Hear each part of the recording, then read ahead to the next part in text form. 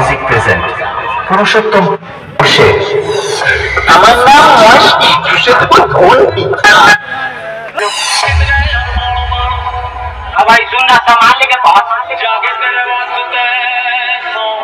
और बंदे लोग को भी कॉल कर दे।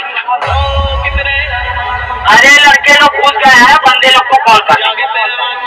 हम लोगों का मम्मी पापा जानते जो करना है कर लो। पुरुषोत्तमपुर से पावर म्यूजिक प्रेजेंट। वो बेबी पहले जाओ।